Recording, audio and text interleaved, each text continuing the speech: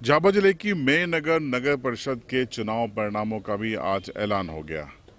परिणामों में कुल 15 वार्ड थे मेघनगर नगर परिषद के, जिसमें से 8 वार्डों पर बीजेपी यानी भारतीय जनता पार्टी सफल हुई है, उसके पार्षद जीत के आए हैं, जबकि 6 वार्डों में कांग्रेस को सफलता मिली है।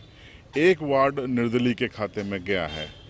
अब जाहिर सी बात है कि जो परिषद बनानी है, अध्यक्ष और उपाध्यक्ष जिसको बनाना है, उसे 8 सीटों की दरकार थी और बीजेपी को सभी 8 सीटें मिल चुकी हैं। अब बीजेपी की ये नगर परिषद बन जाएगी, अध्यक्ष उपाध्यक्ष बन जाएगा, ये साफ हो गया है। अब बड़ा सवाल ये है कि अध्यक्ष कौन बनेगा, वो आपको हम बताते हैं। और उसके पहले आपको बताते हैं कि आज मतगणना स्थल पर भारी पुलिस के इंतजाम किए गए थे। साथ ही साथ मतगणना स्थल के बाहर बड़ी तादाद में कांग्रेस और बीजेपी के समर्थक भी जमा थे और बारी बारी से जब ईवीएम ने नतीजे उगले तो जो विजय प्रत्याशी हैं कांग्रेस, बीजेपी और निर्दलीय, उन्होंने जाकर अपने प्रमाण पत्र हासिल किए और उसके बाद बीजेपी का एक विजय जुलूस निकला जो मेघनगर के प्रमुख मार्गों से होते हुए गुजरा। इस विजय जुलूस के माध्यम से बीजेपी ने अपनी ताकत बताई कि कैसे उसने दोबारा फिर से इस नगर परिषद पर कब्जा कर लिया है।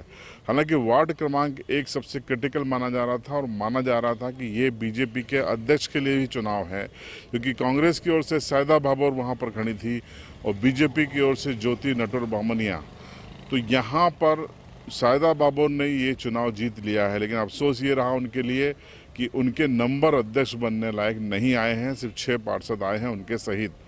तो जाहिर सी बात है कि उनको फिर से विपक्ष की पार्षद के तौर पर ही संतोष करना पड़ेगा। अब अध्यक्ष कौन होगा नगर परिषद का, ये बड़ा सवाल है। ये जुलूस तो बीजेपी ने निकाल दिया, लेकिन अब बीजेपी के सामने चुनौती है कि संगठन के अनुशासन के साथ वो अपने सभी पार्षदों को लाइनअप करे और एक विप के जरिए अध्यक्ष और उपाध्यक्ष के लिए वोट करने को कहे।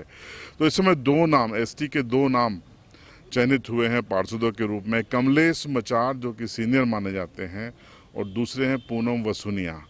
तो इन दोनों में से किसी एक को ही अध्यक्ष बनाया जा सकता है। तो संभावना ये जताई जा रही है कि कमलेश मचार चूँकि सीनियर हैं इसलिए उनका नंबर लग सकता है, लेकिन ये बीजेपी है, बीजेपी में कुछ भी हो सकता है, अंदर खाने बहुत कुछ चीज़ें चलती हैं। लेकिन संभावना या कहें कि दौड़ में वो सबसे आगे बताए जा रहे हैं परिणामों के बाद। तो कमलेश मचार नगर परिषद के अगले अध्यक्ष हो सकते हैं। अब उपाध्यक्ष कौन होगा, तो जाहिर सी बात है कि पुरुष अध्यक्ष बन रहा है तो बीजेपी की कोशिश होगी कि गैर आदिवासी यानी या तो सामान्य वर्ग से या ओबीसी वर्ग से किसी भी महिला को ये प्राथमिकता के साथ मौका दिया जाए।